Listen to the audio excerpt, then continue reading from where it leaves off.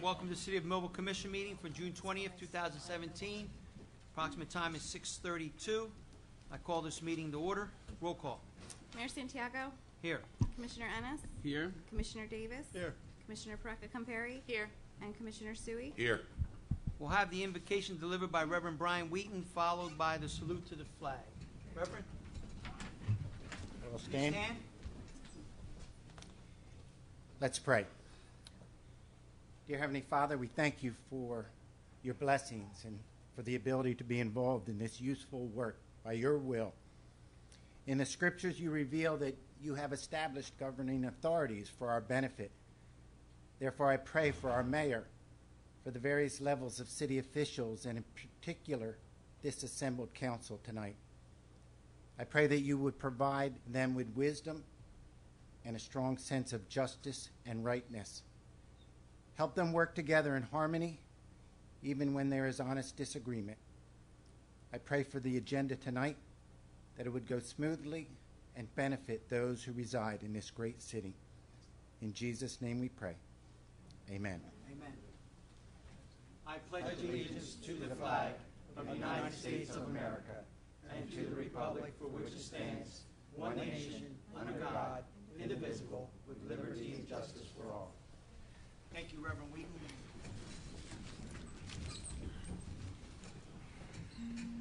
I always want to sing that song. This meeting is being conducted in accordance with the Open Public Meeting Act of 1975, was advertised, posted, and made available to the public as required by law. The municipal clerk is directed to include a statement in the minutes of this meeting. And prior to starting with the changes to the agenda, I'd like to call up Chief Farabella and also Officer Sherritt. We're going to do a little presentation.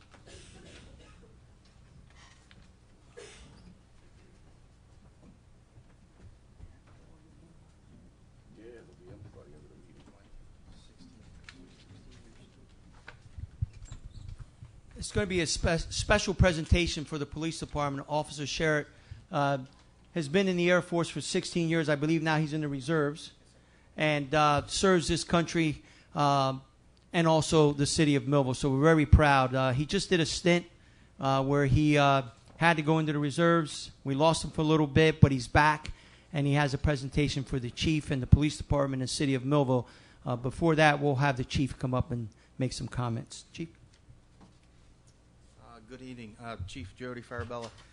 Kenneth Sherritt has told me that he just did a tour in Korea, and I'm going to let him give the speech on what this is all about. But he wanted to donate, give appreciation to the Millville Police Department, and I think that was very noble of him.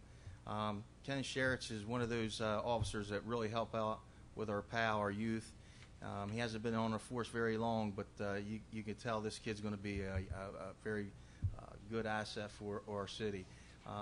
Like I said, he goes to all the PAL events when he can, and he does a lot of great things for our youth, and I'm very happy to have him on our force. He's working tonight, so we're going to let him go first so he can go back out there and help out with the other guys on the squad.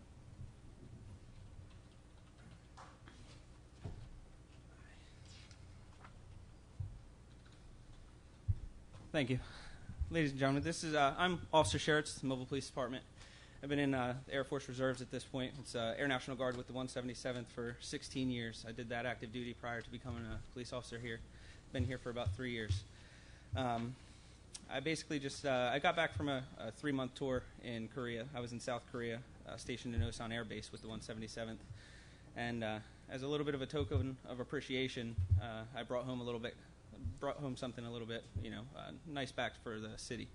Just to be able to say thank you for the support, that's been put out to me as far as allowing me to go and supporting me through my deployment and my continuing, service. So, with that being said, I'll show you just a quick glimpse of it, and then I'll explain it to you. Okay. Obviously, we have the folded flag, and there's a certificate. I'll read this certificate to you real quick, and I'll kind of explain it to you. Okay. So.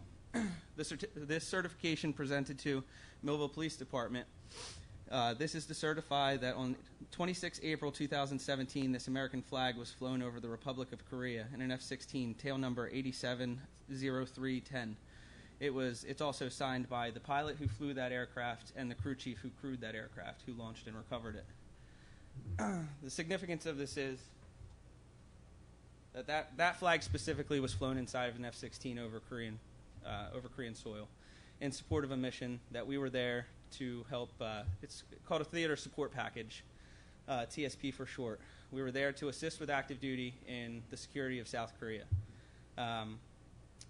Also to help and exercise the integration of Guard with active duty for a quick response force. So if something was to happen, we can react quickly, and we can integrate into one big unit rather than being two separate entities. So with that being said, the flag was flown in an F-16 over top of it. It's kind of it has its own significance in a sense. The military carries their own traditions. Obviously, everybody knows the American flag and what it stands for and what it means. So I won't sit here and explain that to you. But when it comes down to it, it was flown during a mission in an F-16, something a little special to be able to come bring home to the city of Millville. And, a big thank you for the support and allowing me to continue to serve. So.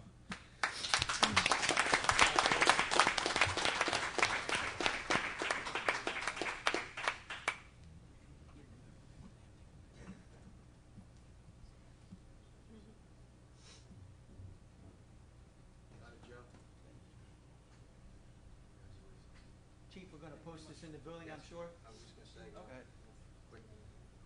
Officer Sherritts, thank you very much. That's the Millville Police Department, very humble to have that. We will hang that up in our station, and it's beautiful. And thanks for the thought and bringing that back home to us. We appreciate that.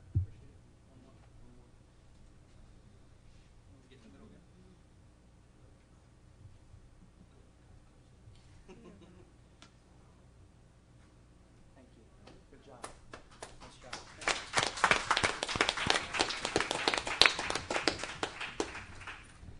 Commissioner Sui also has not a presentation, but I guess information that we would like to get out to the citizens of Millville. Yeah, over the weekend there was problems with the water well, let me bring up the guy in charge of the water department to explain it. Mr. Pierce?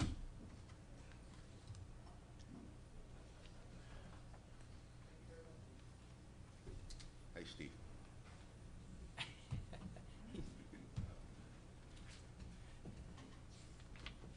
He's trained on the other one. What's that? He's trained for the other one. Yeah. Okay. Thank you. Good evening. On Friday at approximately 3:25 p.m., a fire hydrant was hit at the intersection of Cedarville Road and Bogdan Boulevard. It was flowing at a rate around 3,000 gallons per minute. It took some time to get the hydrant shut down due to the extreme flow. By the hydrant getting hit, it created an instant reverse flow in portions of the distribution system. The reverse flow would cause any sediment, which is iron buildup or manganese, inside the mains to break loose. This would cause discolored water. The water never posed a harmful health risk to the public at any point, even though the appearance of it was deterring. There was a continuous positive pressure to the distribution system at all times, which would make it nearly impossible for any breach of contamination. After the hydrant was shut off, there was personnel dispatched to the immediate surrounding areas that were possibly affected with discolored water. They flushed those hydrants until they were clear. After this incident occurred, the department's emergency telephone answering service received 7 calls regarding discolored water in different areas of the west side of town. An employee was dispatched immediately to address any issues or complaints. This same type of incident can occur when we perform routine flowing of fire hydrants throughout the year. This is a practice to minimize any customer complaints in the future. I just want to say the guys in the department did an outstanding job reacting to this emergency. I would like to thank them again. Once again, for any emergencies after hours, the office always can be reached at 856-825-7000, extension 7613. There's an answering service. There's an answering service that will contact someone on call. And also the numbers are located on the website and the quarterly water bills. So, in addition, we have inspected over 580 hydrants since March 1st, and we have about 360 left. So thank you. Thank you, Steve. Any other presentations, commissioners? We're all good? Carry on. Okay. Madam Clerk, any review changes to the agenda? Yes, Mayor. Resolution items 11 through 14 have been added since the agenda was published. And also, we removed new business item 4 with regard to the proposals of the environmental attorney. Very good. Motion to approve and dispense with the reading of the following meeting minutes, June 7th, 2017. Can I have a second? Second motion. Any comments? Roll call. Commissioner Ennis? Yes. Commissioner Davis? Yes. Commissioner Perecca-Compare? Yes. Commissioner Sui? Yes. And Mayor Santiago? Yes. Okay, motion carries. Motion to pay our bills? Second motion. Any comments? Roll call. Commissioner Ennis? Yes. Commissioner Davis? Yes. Commissioner Perecca-Compare? Yes. Commissioner Sui? Yes. Mayor Santiago? Yes. Motion carries. And I open up the meeting for public comment on agenda items only. Anyone that would like to address an agenda item, please step up to the mic, state your name and your concerns, and limit your comments to 5 minutes, please. Seeing no one, I close the public comment portion of the meeting. Old business, please. No, Mayor, not tonight. Petitions and letters. Yes, we have a letter from the New Jersey Department of Environmental Protection news release regarding award of Clean Communities grant to municipalities and counties with the City of Millville's award amount of $62,582.13. I just need a motion to receive and file Need that. a motion? Move to receive and file. Second. Any comments? Perecca-Compare? Yes, Okay. Commissioner Perecca-Compare. Roll call. Commissioner Ennis? Yes. Commissioner Davis? Yes. Commissioner Perecca-Compare? Yes. Commissioner Sui? Yes. Mayor Santiago? Yes. Motion carries. Reports of commissioners. Commissioner Davis. Yeah, just briefly, we get a lot of phone calls about yards that are unsightly, neighboring yards in different neighborhoods and around the city, and we're getting to it. There's a process you have to go through. You have to send out a violation notice, gives them 10 days or so to abate, and in most cases they don't. So then they just get put in the queue for cut and clean. We've done well over 100 so far since I think April 1st when we started, or maybe it was a couple weeks later, sometime in April we started. So, and that effort continues. Hopefully we'll get them all done by October, because that's when we stop. But these I don't want to call them complaints, but your concerns are definitely being looked into immediately. If they come through the ugly line, they probably address more likely the next day. Phone calls in person, or somebody sent there the same day. If we get some on Friday afternoon, at the latest, they'll be there Monday morning. So we are addressing them. Keep calling. We want to clean the place up too, and we will be addressing it. Thank you. Thank you, Commissioner. Is there a specific number they can contact for that? It's the ugly number. It's Ugly? Okay. 825 ugly. Yeah, UGL, right? Yeah, that's Yeah. the best I can do for you. All right, thank you. Commissioner Sui. Yes, first the events. The 4th of July celebration, and the band High Gear will perform at 7:30, and the fireworks will start at about 9, and everything will take place at Union Lake Park for that. Play Street starting July 12th. It's every Wednesday in July and August, and that's on Pine Street from 2nd and 3rd. The street is shut down, and there'll be activities provided for our youth. Community Day is September 9th, 12 to 3 p.m. at Buck Park. The Baby Show on September 17th. Registrations at 1 p.m. at Corson Park. The Pet Show, registration also at Corson Park on September 23rd. I'll have the exact dates with that when as it gets near. Additionally, there's a Volley for Life, and there will be music, face painting, games, information, tables. So that's Saturday, July 8th at Sharp Street. That's the Lakeside Middle School in the back. For information, contact J.T. Burks, 856-462-2184. All right, on the streets and roads. We collected 122 tons of brush. We graded and stoned Sherman Avenue east of Route 49, graded and stoned River Road and Lakeshore Drive. With a road repair at Bel Air Lane and Route 49 was complete. Also, Lisa Marie Terrace and Route 49, that road repair was complete, although we're going to have to go back out there. That's settling a little bit. We inspected that again this morning. Potholes continue to be filled. If you have a pothole and you want it filled, contact the Streets and Roads at 825-7000, extension 7390. Currently, we're in Laurel Lake for brush collection. When we're finished, the machine will be down for a couple days for repairs. Got to do some routine maintenance on that. The vacuum is out trying to keep up cleaning on the catch basin, so we're working on that. Additionally, we had some straight winds on Cedar Lane, so we sent crews out there to pick up whatever trees were cut down by the homeowners, and they'll be back out there again tomorrow. We also had that one on, I can't remember the street, but we went out there and that was all under control. Starting in the first week of July, we'll begin curb and crosswalk painting on downtown High Street. That will be up to the point where we're going to pave, and we'll also be doing some parking lots, especially the one by Jim's on the part that's owned and leased by the city. Tire collection begins June 26th, and that's the cleanup again. Additionally, received a bunch of questions the last meeting on SSI, the provider for our data services. So this is going to be a little extensive, but since they were asked in public, I'm going to answer them in public. First question is what the line item price breakdown for that. I do have a spreadsheet. If anybody wants to see it, they're more than welcome to have it. Scope, what's in scope versus not? What are the expected typical out of scope terms or items the city can anticipate? I'm not going to get into the parentheses part, but I'll go ahead and tell you the answer. All City of Millville IT infrastructure and user support is in scope with our agreement. Typical out of scope items that the city can anticipate would be if a new building is purchased and needs to come online, which requires network cabling and infrastructure build out. A new user coming on board would also be an example of an out of scope because we don't have that covered under the current agreement. New user devices can be shipped directly to SSI. We can take care of setup, configuration, and installation of all necessary software, ship the device to the City of Millville, pre-configured and ready to run. SSI will repair self-inflicted wounds caused by the City of Millville. We do that. Our clients cause problems all the time. This is SSI's answer.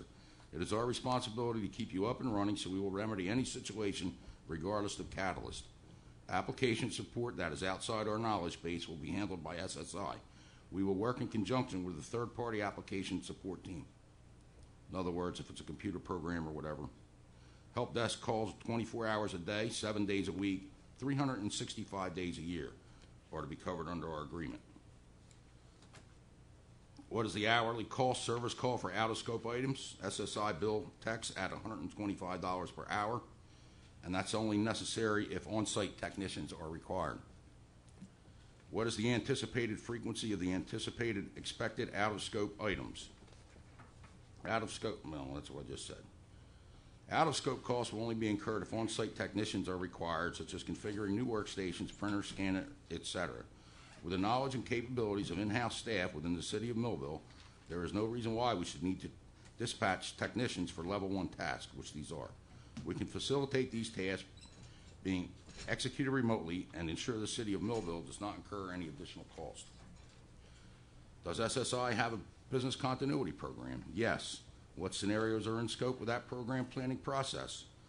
Hourly backups with a Tier 3 plus data center, which was purpose-built with physical security, 24/7 physical monitoring and camera systems, biometrics, and RFIC entry points, combination lock racks, N+2 power feeds, I'm sorry, I don't know what they are, battery backups, dual generators, multiple high bandwidth internet blended, in other words, more than one company providing it, and server redundancy. What are the recovery time objectives for those scenarios? Recovery time objective of less than 1 hour. Please see the attached SLA documentation. That's also here for anybody who wants to look at. Does SSI have a training schedule, quarterly, semi-annually, for the business continuity plan? SSI conducts training monthly and tests business continuity plans on a quarterly basis. Some of our financial and healthcare clients require monthly testing, which we conduct on their behalf. What were the results of the last annual analysis performed by SSI? What improvements were identified? What improvements were selected for action? The last quarterly business continuity analysis was 100% success. SSI was able to achieve business level services set forth in our SLA. No improvements were identified for action or remediation. Does SSI have an IT disaster recovery program? Yes. Does SSI have a rapid response plan? Yes. How often is it updated? Quarterly. Is it tested on a regular basis? If so, what is the testing cycle? Quarterly. How often are the IT disaster recovery procedures processes updated? In the event of an IT outage, SSI will provide the disaster recovery subject matter expertise to manage and respond to the event at and or for the city. Well, that was a question, I'm sorry. So yes, we fully manage all disaster recovery efforts for our cloud hosting clients. Does SSI have a training schedule for the disaster recovery plan? Yes, quarterly. What were the results of the last annual test performed by SSI? What improvements were identified? What improvements were selected for action? The last quarterly disaster recovery test was a 100% success. SSI was able to achieve the recovery time objectives and recovery point objectives set forth in our SLA. No improvements were identified for action or remediation. Also worth noting, SSI has not had a data center issue that affected our performance of our customer environment in over 5 years. What is the city SSI contractual recovery time objective / recovery point objective service level agreement? If not captured contractually, what are the RTO / RPOs that the city should expect? What can impact those expectations negatively for the city? Would the cities need to be placed behind larger clients like NSA? If so, what are those potential impacts to recovery time for us, the city? SSI contractual recovery time objectives and recovery point objectives in our agreement are 4 hours each. The city can expect RTOs and RPOs of 1 hour. Given the redundancy built into our data center and disaster recovery plans, in addition with additional petabytes of storage under management, there is no situation which would negatively impact the RTOs, RPOs for the city of Millville. The city of Millville would not be placed behind larger clients. With our team of over 50 techs and engineers, we have enough manpower in place to delegate different environments to different disaster recovery subject matter experts and ensure there is no impact recovery time to recovery time SLAs of our client base. Is the internet at a data center, both primary and secondary center, provided by redundant providers and mixed blends? Yes, multiple high bandwidth internet providers blended. What third party is SSI dependent on to provide these services to the city? What assurances has SSI gotten from these vendors to ensure their resiliency? Has SSI documented the actions that would need to be taken in the event of an outage at the vendor and or SSI? There is no single point of failure across our cloud hosting platform which would negatively impact resiliency for the city of Millville. We have agreements with several third parties in place to ensure that should anyone have an issue, we can seamlessly transition services. SSI has documented actions that would need to take place in the event of an outage with our vendors and ensure they adhere to the agreement set forth in our documentation. We also have documentation on actions that would need to take place in the event of an outage in our data center runbook. Security. What efforts will SSI take as part of this scope to proactively detect and analyze invalid, improper user access, or other anomalies in city network database traffic? SSI data centers have 24/7, 365-day security operations center system in place, which provides intrusion detection services and intrusion prevention services to detect and analyze invalid, improper user access, or other anomalies in our customers' networks and databases. Does this scope provide for SSI's active monitoring of database activity, user access / attestation? Yes. Will SSI identify, monitor, detect for network intrusions, attacks as part of this scope? Yes. Will SSI continually assess the status of endpoints and ensure they stay in compliance? Patched? ? Prevent data loss? ? Prevent, detect rogue access? ? Prevent, detect account takeover? Yes, patching, data loss prevention, rogue access, account takeover will continually be assessed by SSI.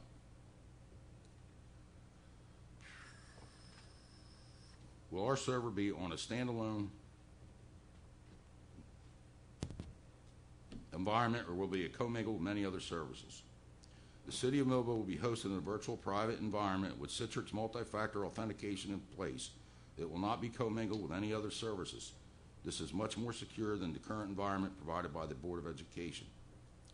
What certifications / assurances does the facility have?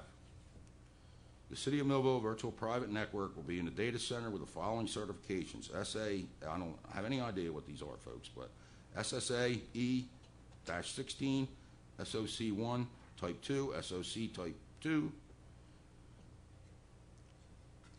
ITAR, EU, US Privacy, HIPAA, GLBA, PCI COLA, Safe Harbor Facility, ISO 0027001, Best Practices and Methodology. This is the same data center that is hosting Comcast, University of Pennsylvania Healthcare, Jefferson Healthcare, Snapchat, EA Sports, Uber, and Craigslist. It is the most secure data center in the Mid-Atlantic region. What certifications, assurances does the service provider have? Same thing as the last one, with the exception of Citrix Diamond Validated Partner. How many virtual machines will it take to accomplish this? 16 virtual machines. Then a question about storage: the 40 vCPU, 80 gigabyte on the server, I guess. 40 vCPU, 80 gigabytes of RAM, 5.495 terabytes of storage. What is the price per gigabyte? 24 cents per gigabyte. Is this storage a shared solution that other services are using? No, it is an isolated virtual private environment. MSC backups. There are the hourly snapshots and daily backups. Is the SAN that is saved on a separate storage unit? Yes, separate storage array for all snapshots and daily backups. Is the backup stored on a separate storage? Yes, separate storage array for all snapshots and daily backups. What is the retention policy? It's a 30-day retention policy with monthly and annual archival. Are restores part of our normal contract agreement? Yes, all restores are covered by our agreement. Are these backups backhauled to a physically different location? No. Physically transferring data is an antiquated procedure that is no longer practiced by any worthwhile cloud hosting provider. We have geographically disparate, seismically neutral data centers with bicoastal replication conducted on an hourly basis. One of them's in Nevada, and one of them's in Philadelphia. Server support for virtual servers. What are their maintenance windows? We schedule maintenance windows with clients prior to conducting work. Most maintenance windows are scheduled for after hours or over weekends, but depending on the client's requirements, we will work around the City of Millville's schedule. How is patching handled and scheduled? SSI uses LabTech for patch management to manage Windows updates. I'm almost there. LabTech uses Windows Updates API to detect potential patches that can be applied to agents and to deploy patches that have been approved in LabTech onto the agent computer. The patch manager detects any potential patches and then allows SSI to control what patches we want LabTech to deploy to the agent computers. Which ones we want out of the total possible potential patches Microsoft has identified for the agent. Microsoft releases patches the second Tuesday of the month. On that day, SSI proactive team will identify patches marked critical in security by Microsoft. These will be marked for deployment to SSI agents. Workstations are set to patch at a specific time each night, early morning actually. Users should reboot workstations and laptop weekly to make sure patches are applied. How many servers and what operating system? 16 servers, Windows Server 2016. Windows Server licensing. 16 quantity, what version of operating system? Windows Server 216. Or 16 servers needed to host everything? Yes, the City of Millville has more servers than originally discovered, so we provided discounting to ensure pricing remained within budgetary constraints. In order to provide user access security with multi-faction authentication, a Citrix environment will be built to host all City of Millville environment, which increases the total server count to 16 servers. Microsoft Office 2016 standard licensing. Will this be needed to be installed on all PCs, and this is the scope of normal support? Yes, this is to be installed on all PCs, and this is in the scope of normal support and part of our onboarding procedures. Office 365 Email Government Edition. Does the online version of Office quantity 300 cover the previous line item? No, we selected the email-only version of Office to provide email to the City of Millville employees. This reduces the total spend in Office licensing, considering most employees need only email access. We then licensed the 80 workstations with the Office 2016 standard licensing to be compliant with Microsoft and provide proper licensing to all workstation computers. As I said, there's additional documentation here: the service order form, the pricing spreadsheet, the SSI overview with data center security certifications, and the SLA money-back guarantee of our service level agreement. Additionally, while I was doing this, getting this, I also had the CFO print out a vendors list. And for those of you who don't know what that is, that's a list from a vendor, a particular vendor, that we pay over what your selected period of time, and it lets you know how much we paid the Board of Education. So I did it for 5 years. I figured that was a fair snapshot of what was going on. And the total was $312,000 over 5 years. So you can see that's a little more than the agreement, because there's things that we pay for that aren't included in that agreement. Also, we had an additional person working in IT who moved on to a different position.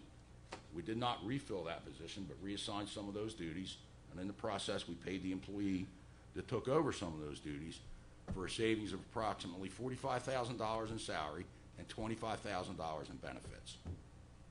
With that, I think I'm out of breath. Progress. Good report. Thank you, Commissioner. Commissioner Ennis?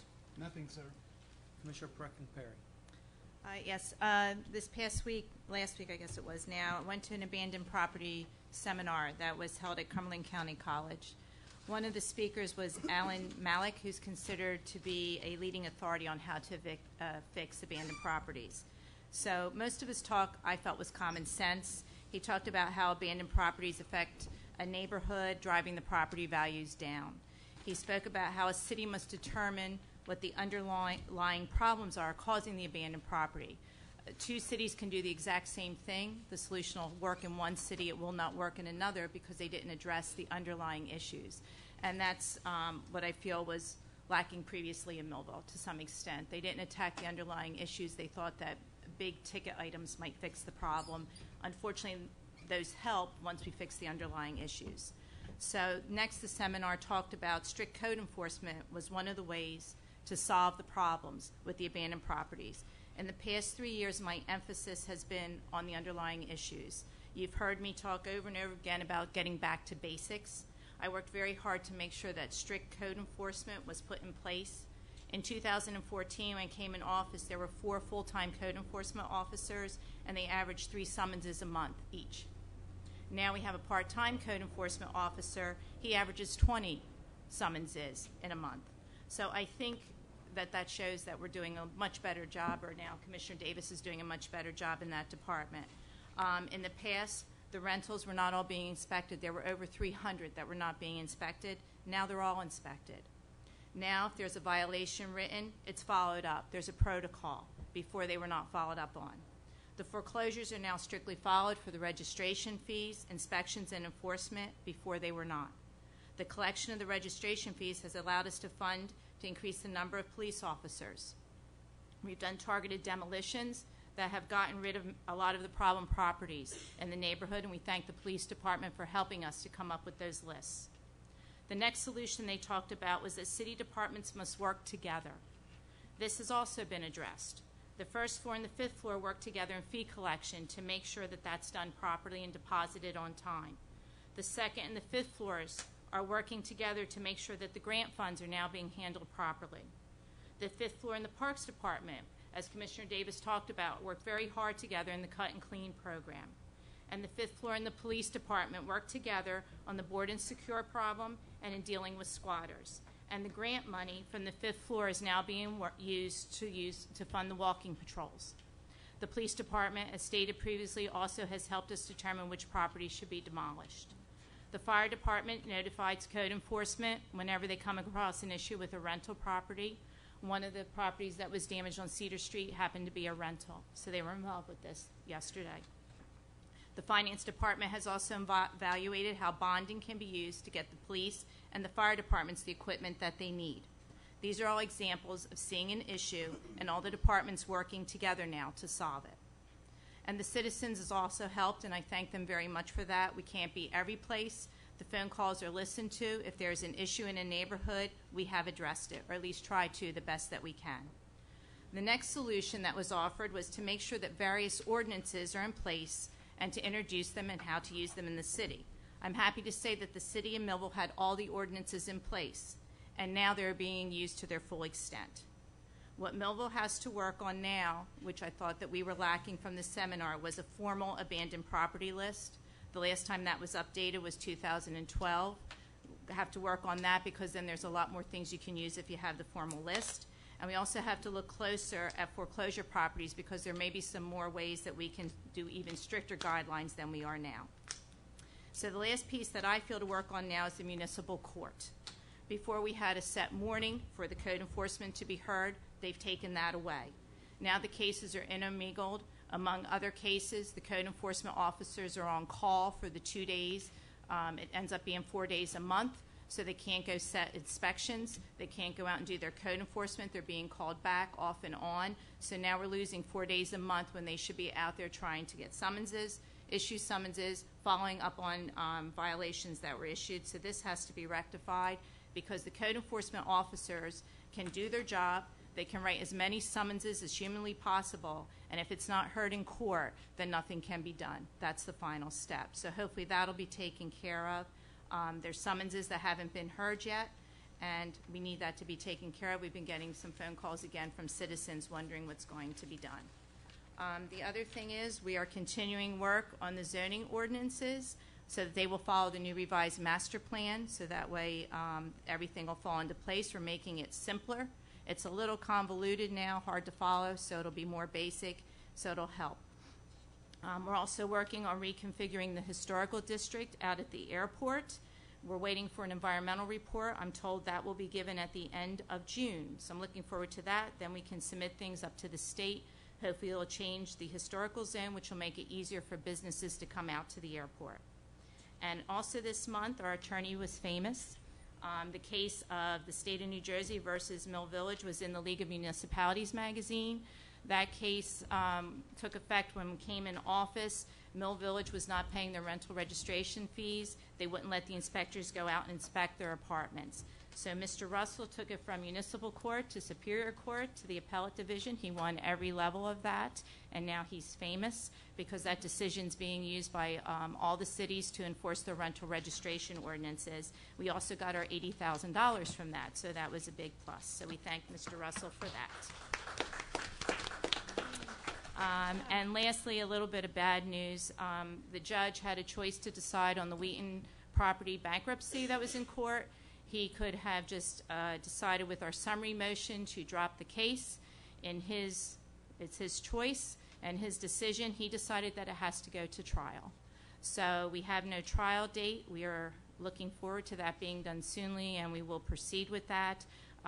This has also gotten a lot of interest, so Millville will probably become famous again for another lawsuit. The League of Municipalities has contacted us. They're willing to offer legal services, as is another attorney, because this affects every city in the state. This property has not paid their taxes since 2009. The bill is over $400,000. The city cannot do anything with the property until this court is settled. It is a detriment to the city. It is a hindrance. It gives the city a bad impression when you first come in. We've been working on this since 2014. I do not know why the previous commission did not do anything. That's a question for them. But we will proceed it, and hopefully it will be done by the time this term is up. And with that, progress. Thank you, Commissioner. Oh, and I'm sorry. I have to receive and file the tax collector's report for the month of May. So moved. Seconded. Any comments? I just have one. I had said before, this really has a lot of information on it. I hope everybody does look at it. And Commissioner Davis, I'm going to give your department credit because under special sentence, which is for the cleanups, the board and secures, and also the demolitions, the city got $108,000 this month. So when we did the demolitions, we are getting the money back. When you do your cut and cleans and your board and secures, we are getting the money back. So the process is working. I think everything's moving forward. Anything else, Commissioner? I think I'm done now. Roll call, please. Commissioner Ennis? Yes. Commissioner Davis? Yes. Commissioner Perecca Compare? Yes. Commissioner Sui? Yes. Mayor Santiago? Yes. Motion carries. No report from the mayor. We're going to go right into ordinances on second reading.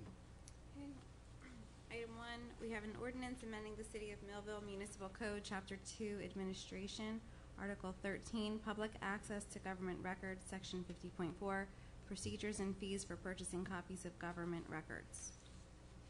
So this is on second reading. So we need to, if anyone wants to make a public comment on this, please step up to the mic, state your name and your concerns, and limit your comments to 5 minutes. Again, it's a... Motion first.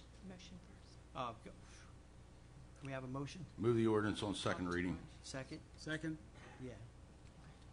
Once again, this is a ordinance on second reading. Anyone that would like to address this can step up to the mic, state your name, your concerns, and limit your comments to 5 minutes, please. We did too long. Seeing no one, roll call. Commissioner Ennis? Yes. Commissioner Davis? Yes. Commissioner Perecca Compare? Yes. Commissioner Sui? Yes. Mayor Santiago? Yes. Okay, motion carries. Item 2 is an ordinance approving and authorizing an application to Cumberland County Roadway Department for the Civil Air Patrol Cumberland Composite Squadron to hold a coin drop on September 9th, 2017 at the intersections of Buckshootum and Cedarville Roads. Move the ordinance on second reading. Second. Once again, this is a public hearing ordinance for the Civil Air Patrol to have a coin drop on September 9th, 2017. If you'd like to make a comment on this, state your name, your concerns, limit your comments to 5 minutes, please. Seeing no one, roll call. Commissioner Ennis? Yes. Commissioner Davis? Yes. Commissioner Perecca Compare? Yes. Commissioner Sui? Yes. Mayor Santiago? Yes. Motion carries. Item 3 is an ordinance authorizing the application submitted by Schaefer Homes for exemption for taxation for 5 years of the project known as Four Seasons at Millville, located on Buckshootum Road. Move the ordinance. Second. Once again, this is an ordinance on second reading for the Four Seasons at Millville, located on Buckshootum Road. Anyone that would like to make a comment, please step up to the mic, state your name, your concerns, and limit your comments to 5 minutes, please. Seeing no one, roll call.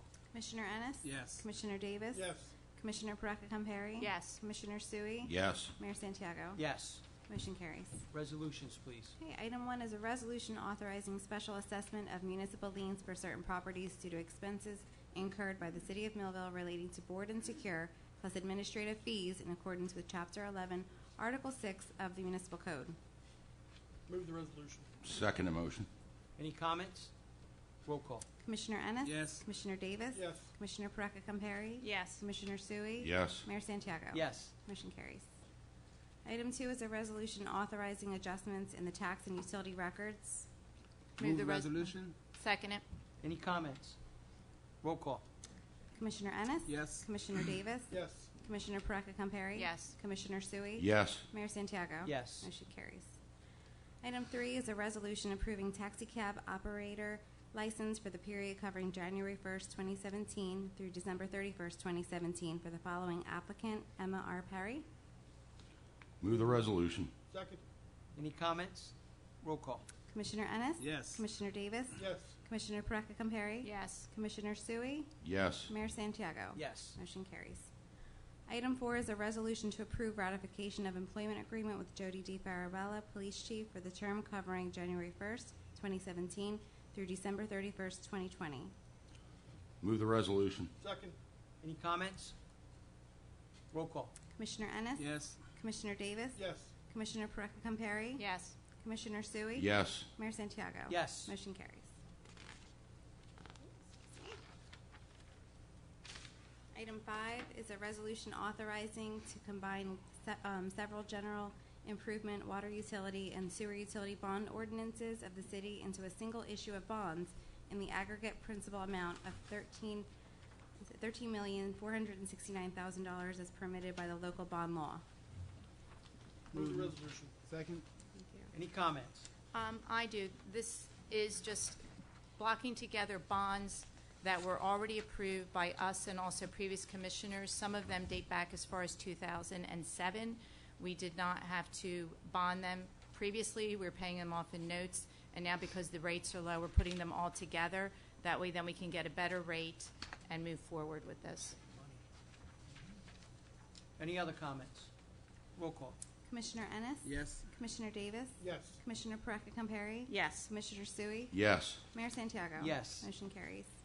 Item 6 is a resolution setting forth the various terms of the proposed bond issue, the date of sale, the form of notices to be used for the sale, the bidding procedures, and the other matters related to the bond issue. Move the resolution. Second. Any comments? This was done with our bond attorney and also the CFO, and the payments are low at a certain point in time, and then they get higher as other bonds are paid off. And just so everyone knows, when we took office, the bond debt totaled $72 million.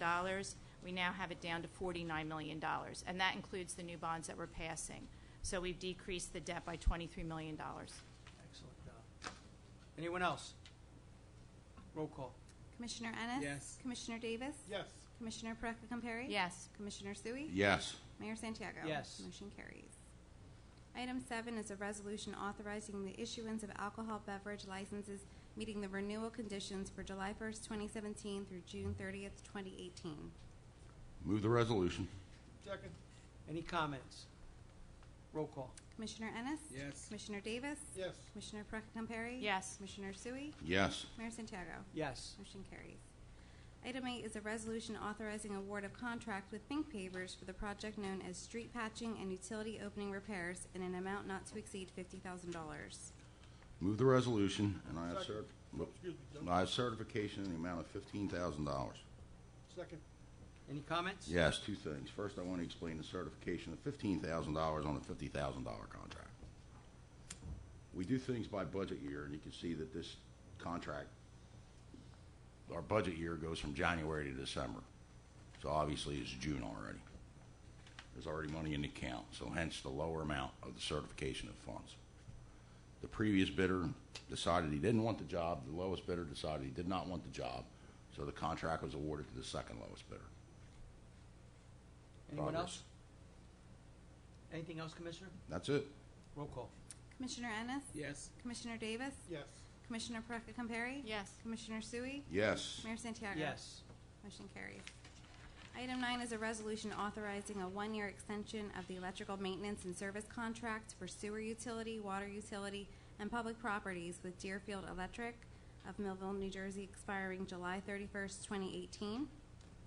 Move the resolution, and I have certifications of funds in the amount of $25,000 signed by our CFO, Marcella Shepard. Second. Any other comments? Roll call. Commissioner Ennis? Yes. Commissioner Davis? Yes. Commissioner Perecca-Compare? Yes. Commissioner Sui? Yes. Mayor Santiago? Yes. Motion carries. Item 10 is a resolution approving memorandum of understanding between the State of New Jersey Motor Vehicle Commission and the City of Millville Fire Department for participation in the limited online access program for the purpose of looking up license plates as part of the fire lane enforcement program. Move the resolution. So move. Any comments? This is so when people park in the fire lanes, the fire department is able to at least get a lookup and issue a summons. Any other comments? Roll call. Commissioner Ennis? Yes. Commissioner Davis? Yes. Commissioner Perecca-Compare? Yes. Commissioner Sui? Yes. Mayor Santiago? Yes. Motion carries.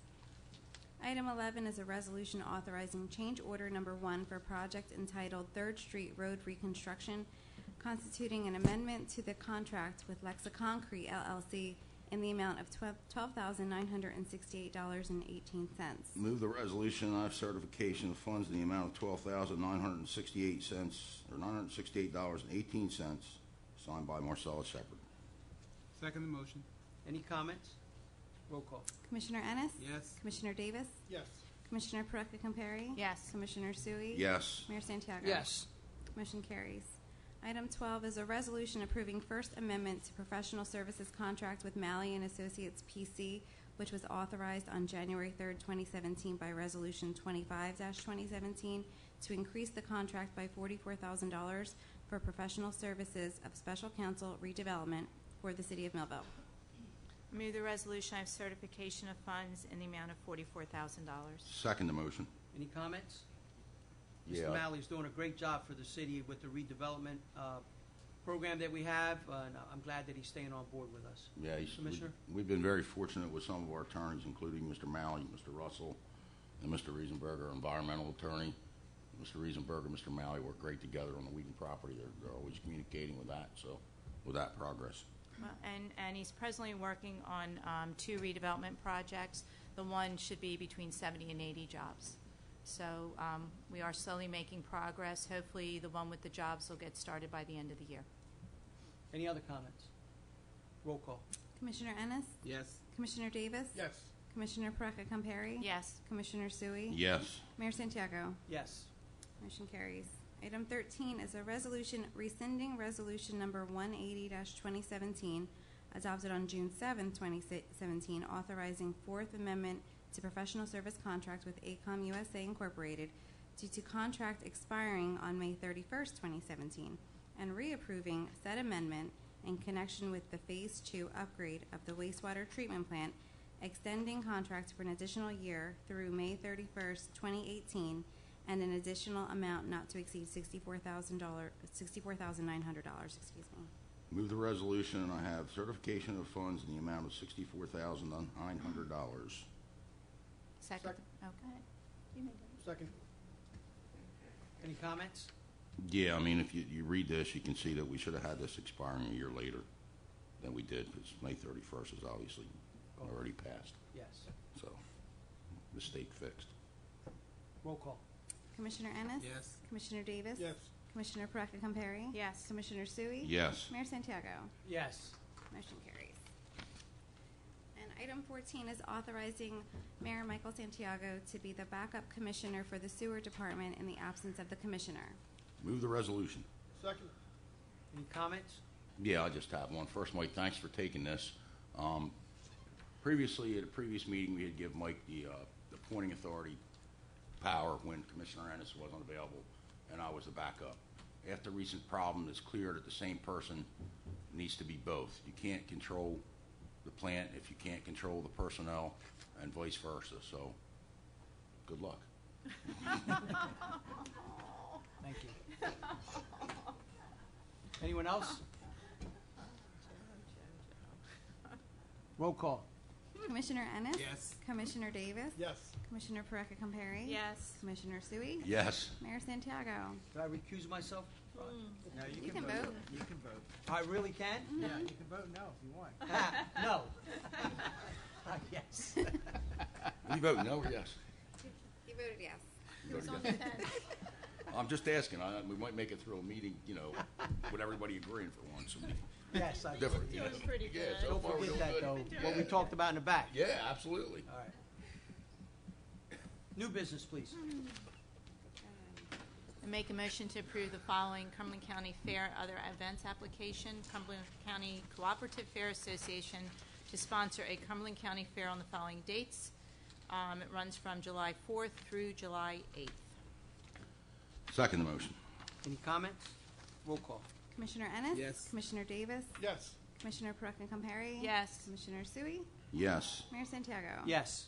Motion carries. I make a motion to authorize the following special event on public lands applications: Community Walk on the Maurice River, sponsored by the Citizens United to protect the Maurice River and its tributaries on Saturday, July 15th, 2017. Second. Any comments? Roll call. Commissioner Ennis? Yes. Commissioner Davis? Yes. Commissioner Perecca Compari? Yes. Commissioner Sui? Yes. Mayor Santiago? Yes.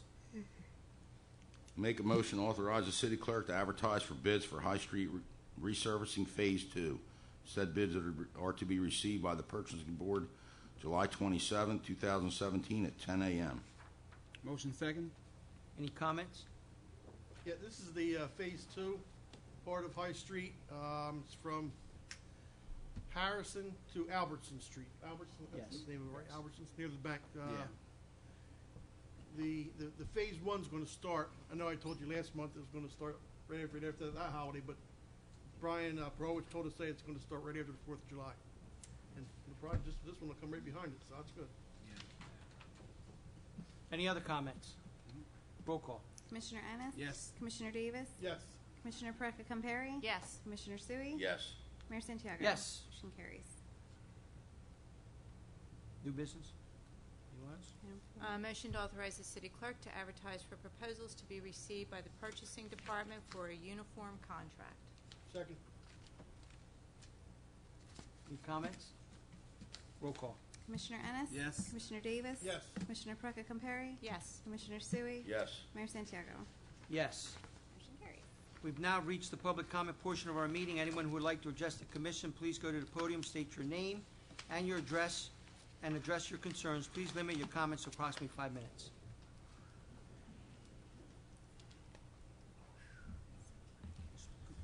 Good evening. Good evening. George Cooper, White Marsh Estates here in Millville. I have spoken in the past concerning the scanners within the city of Millville. That was probably 3 or 4 meetings ago. Commissioner Sui was kind enough to invite me to discuss this with his people, and I was fortunate enough to speak with Mike McDonald, and Mike McDonald invited me to a meeting dealing with a new program that they were thinking about, which is Civic Ready. Civic Ready in itself would be a contractual program, and it would do everything but sleep with you and make breakfast. I mean, it really is an effective program. It would deal with anything that was affecting the city of Millville, actually emergencies or anything else. There was a drawback to this, and the chief was present, and we discussed the program and the existing program, or the one we had with the scanner. Well, the initiation fee to go into this program was $1,100, and like I say, it would do everything. The drawback, of course, is the $1,100 was a drop in the bucket, and every function that they would provide for the city, telephone alerts, emails, anything they did was going to be additional money. In addition to that, the chief, looking at it and analyzing it, realized that who was going to do the input from this end to tell those people what to put out. And that would take at least 1, possibly 2 positions that the police would be responsible for. Emergency management, of course, is a program that has volunteers, and police officers, on the other hand, are needed in the streets. I have to agree with the chief on that, no problem. It would be a monster of a program financially and manpower. The other thing, of course, is the decrypting of the encrypted system of scanners within the city of Millville, actually within the state of New Jersey. But we're concerned only with the city of Millville. The equipment we have, which cost us about $900,000, can be decrypted. Anything electronically is possible. The cost should be minimal. Comments made, not necessarily by the chief or anybody at the meeting, have been, well, people are using it as an entertainment. They play it in bars. They play it in restaurants. This is not true. They may do this. I doubt you could stop it if they did.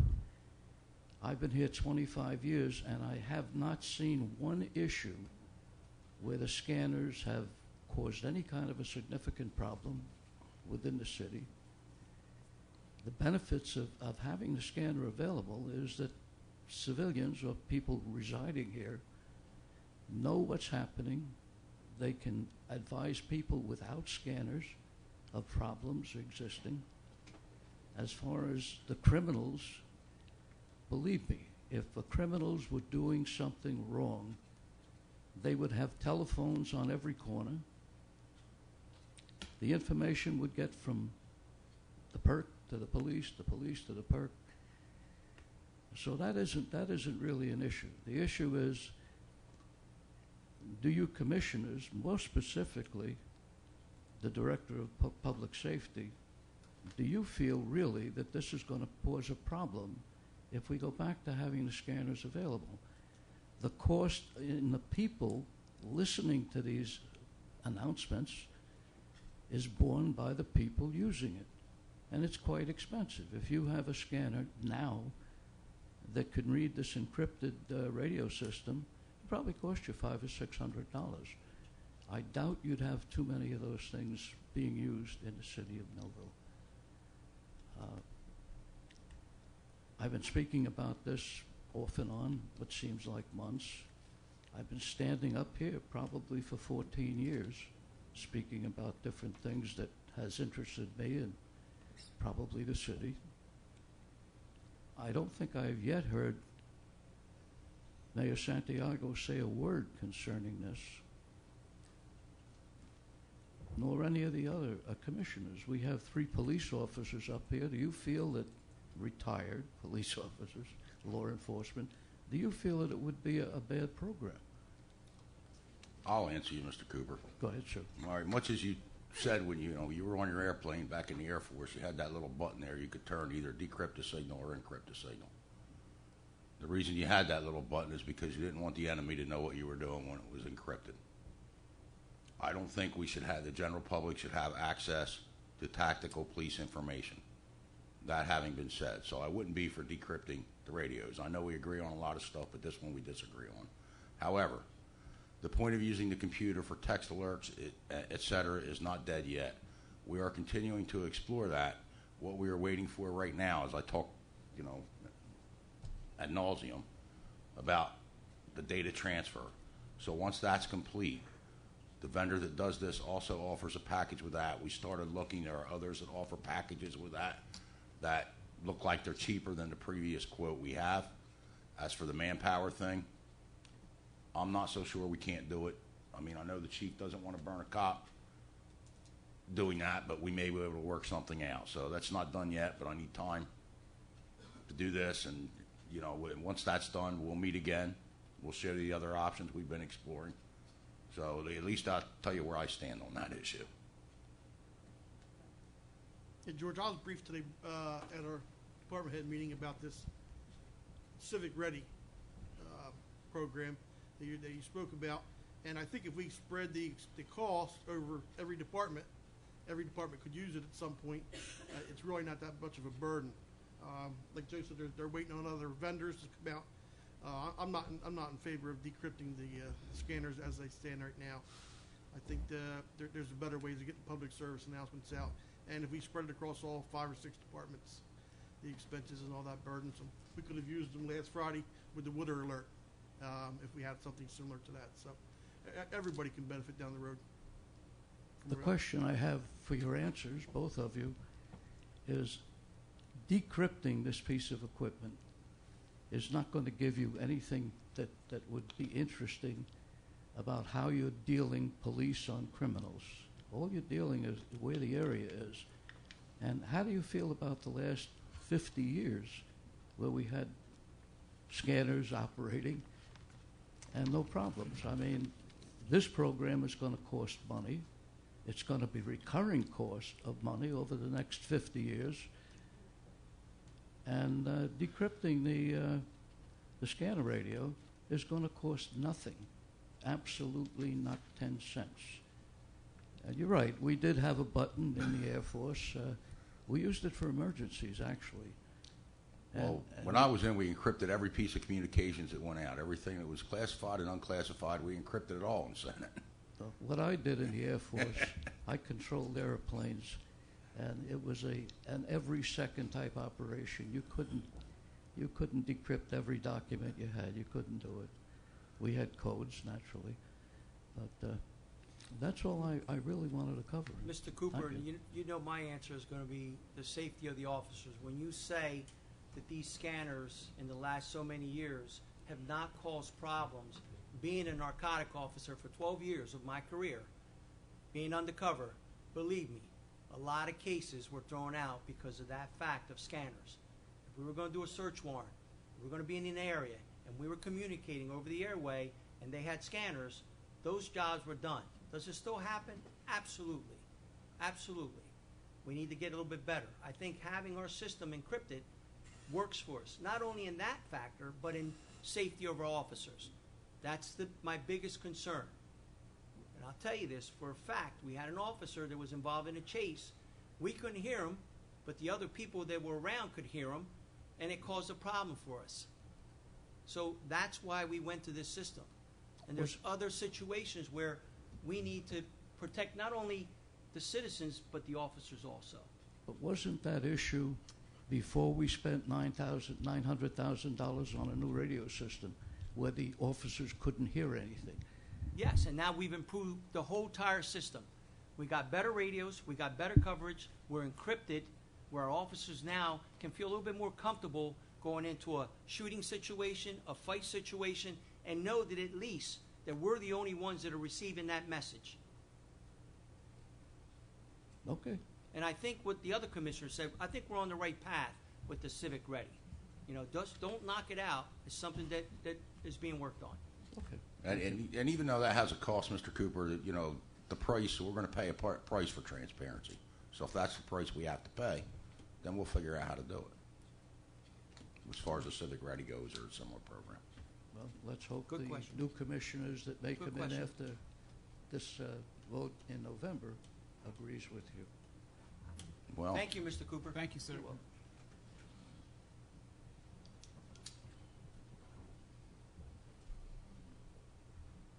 Betty Montleone, Millville. Excuse me. I want to go back. I haven't been here in quite a while, but I want to go back for a couple of minutes to the last meeting I was at, and I do apologize because it's so far back. But at the last meeting, I noticed that you said Mayor Santiago, Betty. Betty, it's Mayor Santiago. Well, a lot of people thought that was very disrespectful. And Okay. I'm not being disrespectful now, but since you said that, that tells me that I'm to you, Betty, and you're to me, Mike. So from now on, I can call you Mike. How's that? If you felt offended by that, I apologize in Yes. public. Okay? There I were- apologize. There were a lot of people thought I should have felt Well, I offended. apologize to the other people too. Thank you. But but like I said, you use Betty and expect me. And if they can refer to and I'm not saying I'm doing this, if people can refer to the President of the United States, it's not their mayor. I mean, it's not their president. I could refer to you as not my mayor, and it would be okay. I wasn't out of line by calling you Mr. Santiago. And the only reason I'm bringing that up is to clear up that just because I said that, I was not being disrespectful to Understood. you. Understood. Now, I want to just real quick touch on the police scanner thing. And one thing that nobody up here has mentioned is that we don't have a lot of policemen on our street at any given time. But when it goes out on that scanner that they're, say, at Main Street Market, the criminals know that the rest of the town is pretty well vulnerable. So I don't like people knowing where the police are at all times. I don't think it's a safety issue for the people of Millville, personally, much less the police. And I mean, I don't know what other municipalities do that they can pick it up on a scanner, but I'm assuming I know more about Pennsylvania than I do here, that in most places you can't pick it up on a scanner for those exact reasons, to protect policemen and people. And also, I want to sort of defend the naysayers in Millville that complain about the situation in the city. And I understand why they complain, because I moved here for choice. We have the best location of any place we have. We can be in New York, we can be in Boston, we can be in D.C., you can be at the casinos, you can be at the beach. We're centrally located. that we can take day trips to everywhere. We have the river. We have beautiful wildlife that roams around, turkeys and deer, and you can go out to farms and pick your strawberries and buy fresh vegetables. It's a beautiful, beautiful place to live. I chose it. I chose to come here for those reasons. And I don't want it to see it change. I don't like where it's headed. And when I complain, it's not because I'm trying to save what we have. And I think a lot of people are trying, the naysayers are trying to save what we have. We don't need to fix the good stuff. We need to fix the bad stuff. And I don't know if any of you noticed all the sheriff sales that was in the paper 2 days ago. People, sheriff sales, boarded up houses. They're not going to do this town any good. So I know this commission has been very good at keeping their budget good and saving money. But let me warn everybody out there, you put 5 new seats there, and that budget is going to go to hell. Thank you.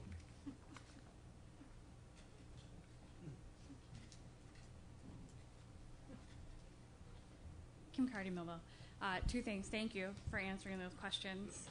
In some If I can sense, interrupt you for just a minute, I have all that other paperwork. You're welcome to it after the meeting. the what? The spreadsheets and everything, you're welcome to those after the meeting. Fantastic. I have some follow-up questions, but I'll talk to you about those.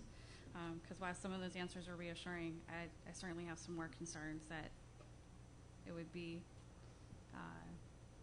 good for me to know that you're at least looking at. So, thank you. I know there's a lot of questions. Same due diligence I do at my own job and I do with my own vendors. With that being said, to kind of piggyback on the scanner, public information, transparency issue, little story about graduation night, high school graduation. I parked at my father-in-law's. He lives at 4th and Oak. He walked me over to Memorial because I don't know about you, but parking at the high school when there's an event there can be pretty awful, right? Thinking that getting back to my father-in-law's wasn't going to be a big issue. My girlfriend drove me back to his house after graduation, and I couldn't get there because there were a group of residents fighting in the middle of the block. Had no way of knowing that. I was with my girlfriend who's not from Millville. She stopped the car and threw up because she was a little nervous.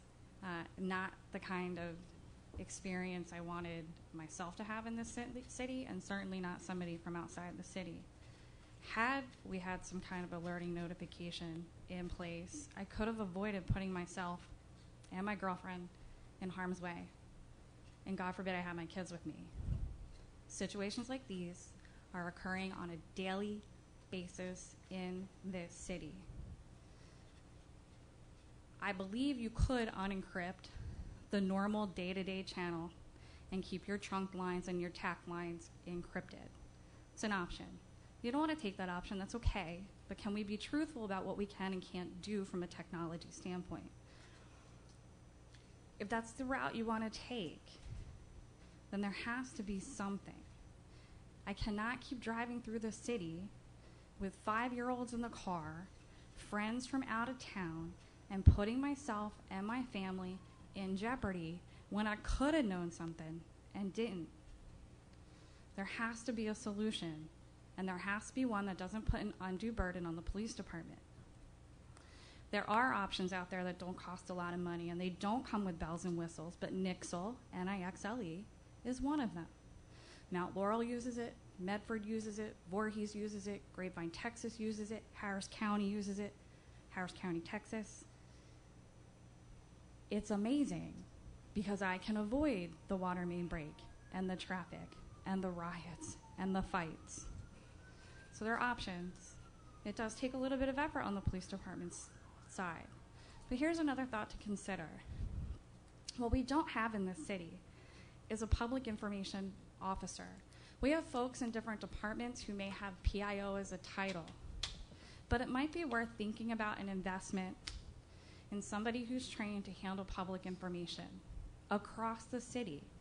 So when things like the water main, hydrant, backflow, your iron, your water's going to be a little weird looking for a little while, but it's safe.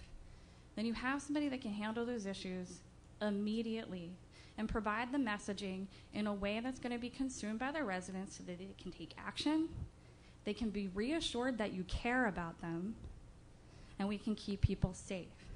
So just think about that. It might be time to look at a professional public information officer, whether that's a full-time employee or a shared duty where somebody is getting a good amount of public or professional development hours to be good at it, because crisis management and public information is tricky. We have to say things the right way to compel the actions we want our citizens to take. And that's not something you do as a 5% of your job. So maybe it's time to think about professional public information officer and that professional development that goes with it. Thanks. Thank you, Kim. Thank you, Kim.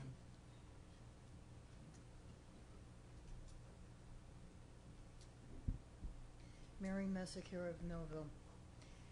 This is going to shock you, Mayor Santiago. I'm not up here talking about Crime Watch for a change. What I am going to do, I'm going to talk about M25 Initiative, which entered into another separate little entity called Housing First.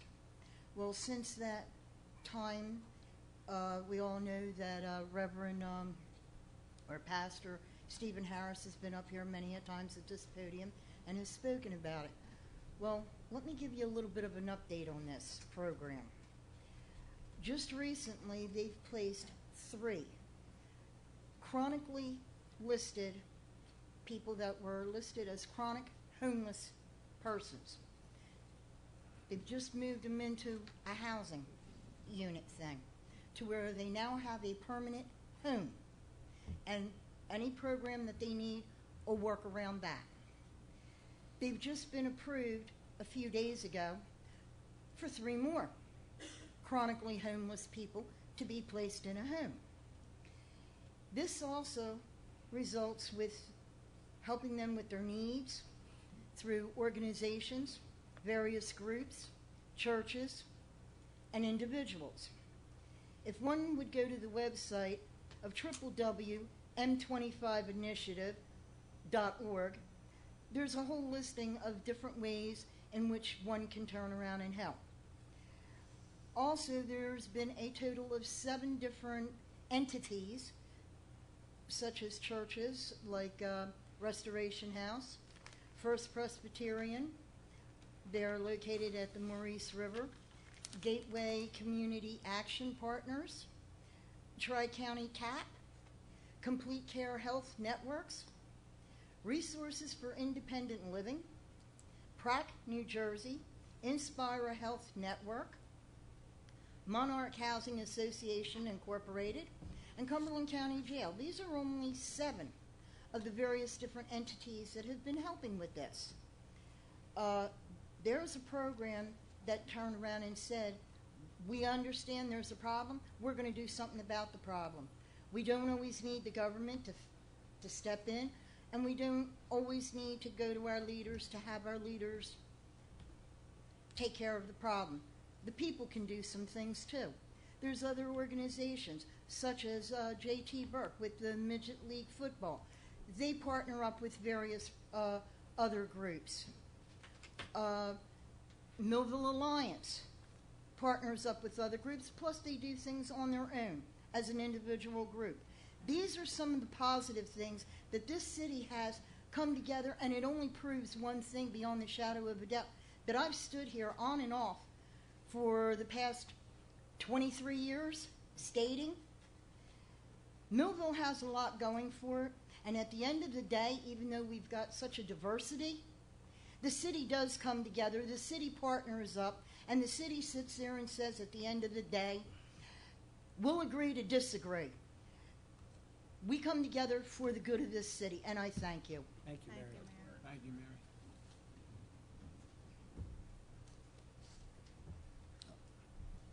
Joe Sutherland, 51 Dorset Avenue. I'm here as the program coordinator of the Millville Municipal Alliance Committee, and our year is winding down now.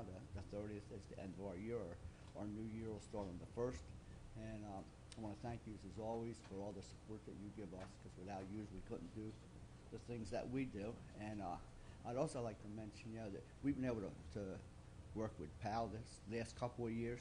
And I said that PAL has really, really taken off these last 2 years. I know there was a few years when PAL was just a little program in the schools, and not many people were involved with it. But the Hooked on Fishing, Not on Drugs program, the football, the basketball, all of those programs have really, really taken off, and they get our kids off the street. They get them off the street. They get them working with police officers and other, volunteers to try to help them realize there's a better way than what some of them have been living. And we appreciate it that, through your help, we've been able to work with them. And I look forward to working with you again next year. Thank you, Joe. Good job. Good evening, Commissioners. Angeline from Millville, Broomhall. I just wanted to thank Commissioner Suey for getting me in touch with the recycling coordinator, for getting us the gloves and grabbers for park cleanup. You guys know we've been doing that for like 2 years. And I can tell you it's made a tremendous difference, at least in the park areas that we go to. I mean, there used to literally be handfuls and handfuls of needles and bags, and sometimes there are literally times we find nothing, and we dig. So that's a good thing. I also wanted to let you know that July 15th, we'll be having another fundraiser, getting ready for the holiday party like we had last year for the teens and their families at the Phenom Factory.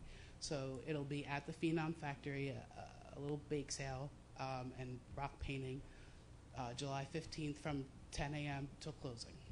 It was a very successful event last year. It was really, really great. Commissioner Davis had come out and supported us. It was a fantastic event, and we're really hoping to expand on that this year. I just wanted to touch a little bit on the scanner system. I want to make it very clear, because it sometimes seems like our words are getting misunderstood in translation. There's some sort of language barrier or something here.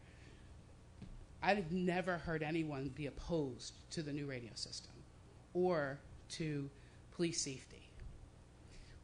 Everyone knew that our old system was dangerous. It wasn't a good system. It was antiquated. It was having problems getting the parts to repair it, and it needed an upgrade. And I never saw anybody at this podium complain about spending almost $1 million to replace it, ever. So let's clarify that. No one's coming here complaining about the system or the police department's need for the system. The concern is the encryption. Now, again,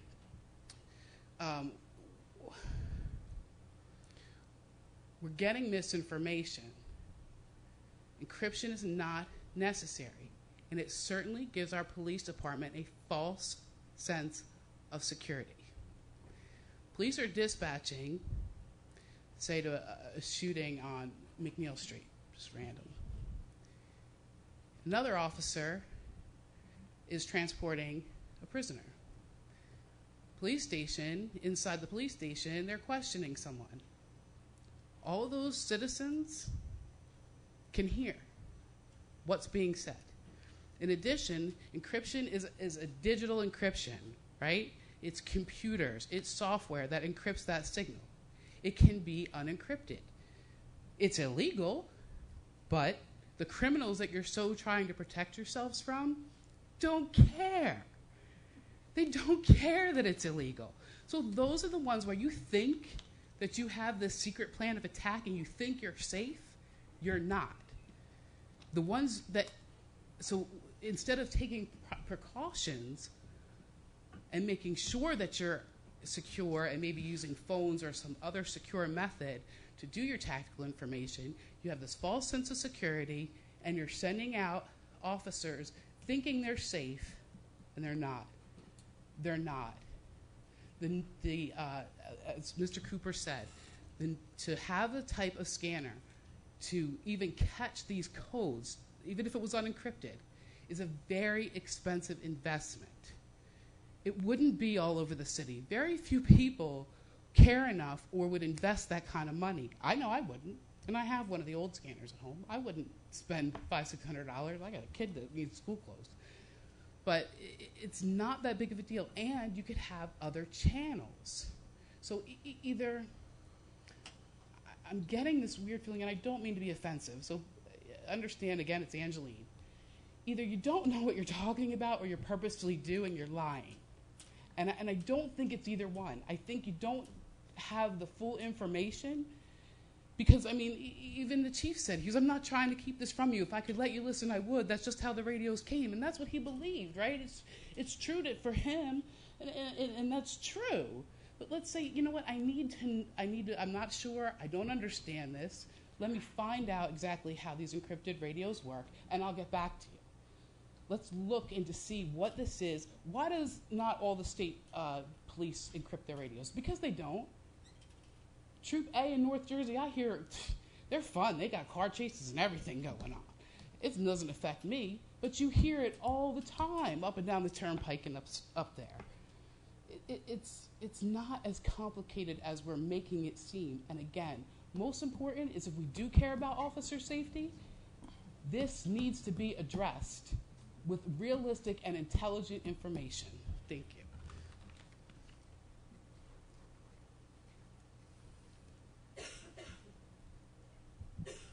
Good evening. Kirk Hewitt, Cedar Street, Millville. I want to step back a little bit to the work session today. I sat and watched it. And first I want to applaud the commission for the situation with these sewer bills, probably going to be situations with water bills where people have fallen behind probably 99% because not of their doing in working a plan to get rid of that outrageous 18% interest charge. The thing that I'd like to just make a comment on and bring attention to, because when a person stepped up and basically asked for it this afternoon, it seemed like everybody was pretty bewildered with the with what she basically asked for, and that was, well, can I make a deal? All I'm basically up here for saying tonight is, let's think, because when one person asks, everything snowballs, no matter what it is. How many more people are going to come to you, call you, email you, ask for let's make a deal? Let's face it, if I made a hookup to sewer at my house out on Cedar Street and I didn't get a quarterly bill for that sewer after inspections and everything were done, it's pretty much my job to come downstairs and say, where's my bill? Not wait a couple years and hope that maybe I can make a deal. I'm just thinking, this could be a slippery slope if we start going down it. Getting rid of the interest, doing them the favor of that, given time span to pay it back for the time span that got messed up, great. But let's just watch out for the, can I make a deal? And that being said, I would also like to say, the last few meetings, we've been starting to see signs of politicking from up front. Subtle signs of politicking. Politicking's for us out here at this time of the year. It's not for you guys sitting in those chairs. Let's not start the subtle waves of politicking of new commissions, old commissions. Let's just do what yous are doing, keep moving forward, and we'll see about politicking in November. Thank you. Thank you, Kurt.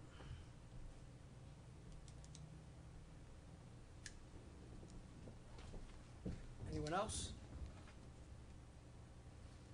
Seeing no one else, I close the public portion part of the meeting.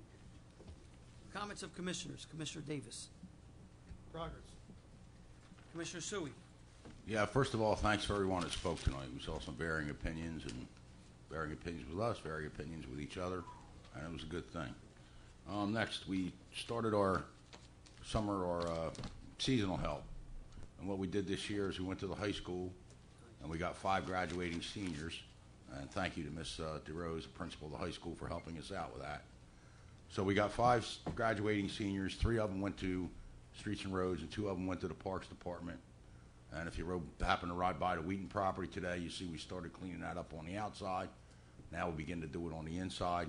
So it's a good thing working with the school system to do that. I mean, I'll just say this. Up here, we're trying to balance our officer safety. Now, I worked in a prison for 25 years. If you think there's ever a day that I walked in there that I thought I was safe, there wasn't. If you think there's a day that those cops go out there on the street and they think they're safe, you better hope they don't think they're safe. You better hope they're cautious every day. So I'm going to do everything I can, at least in my opinion, to keep them safe. And I'm going to balance that with the right of the public to know stuff. And that's why I want to go the other way and not decrypt the radios. Now, if you take one channel and you decrypt it, when they dispatch an officer to a crime scene or an armed robbery in progress, they're going to use the encrypted channel anyway. They're not going to broadcast that over the unencrypted channel. So, you know, I appreciate what they do. I appreciate the differences of opinion. And I do believe that there's a way that we can solve this. So with that, Thank you, progress. Commissioner Ennis? Progress. Commissioner Perry? Progress. I'd like to thank all the commissioners today that standing tall on the encrypting. You said it very well, Commissioner. Every time you put that uniform on, or if you're out of that uniform and you're considered a police officer, you're always in danger. And exactly what you said, we should never go out in that street thinking that we're safe. If you are, you shouldn't be a police officer. Constantly. Keep that in mind. Great meeting. Thank you. Thank you to the public for coming to this meeting. Can I get Motion to adjourn. second? This meeting's adjourned.